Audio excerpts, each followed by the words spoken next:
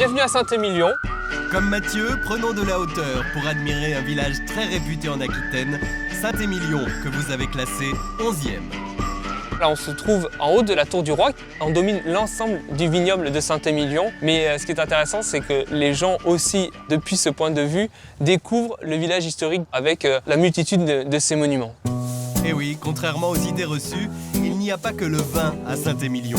La cité fortifiée, classée au patrimoine mondial de l'UNESCO, abrite une quinzaine de monuments prestigieux, comme le palais cardinal ou encore la collégiale et son cloître du XIVe siècle. Un site qui passionne Mathieu, grand amoureux d'histoire.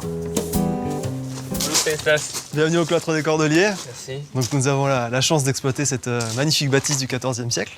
Le cloître des Cordeliers fait partie des monuments incontournables à Saint-Émilion. Un endroit qui n'a pas de secret pour Mathieu. Enfin presque. Aujourd'hui, pour la première fois, il va visiter ses souterrains. Alors les caves ici ont été creusées sur plusieurs siècles. La Saint-Émilion, c'est un vrai gruyère. C'est des carrières d'extraction de pierre à l'origine. Oui, Donc, oui, c'est ça. Voilà, on creusait le sol, on en a extrait les pierres et on a construit la surface. Donc la ville de Saint-Émilion, certains quartiers de Bordeaux. T'as combien de kilomètres de cave? 3 km.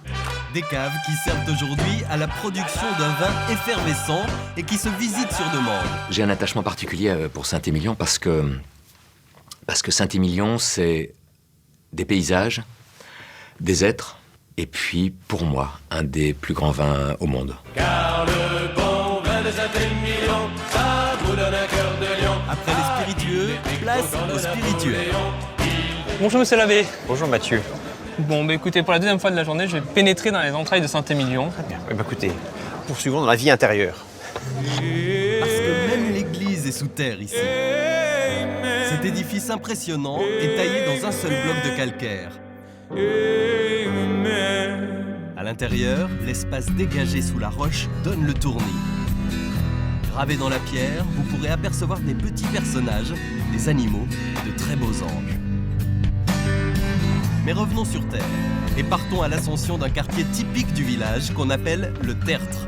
Des ruelles aux pavés glissants qui ont traversé la Manche. Alors au Moyen-Âge, Saint-Émilion était le fournisseur officiel, j'ai envie de dire, de vin de la cour d'Angleterre. Et donc les Anglais nous envoyaient leurs bateaux lestés avec des pavés et ils repartaient évidemment chargés de tonneaux de vin.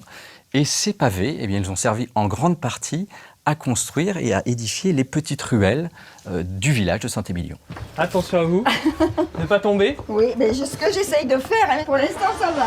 Ça glisse, ayez pitié de nous. S'il y en a une qui a sûrement glissé sur ces pavés, c'est Rose Noël Borde, la mémoire vivante du village. Allez. 83 ans et toujours en pleine forme.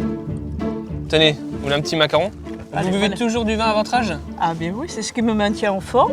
Pour elle, Saint-Émilion, ça se déguste sans modération.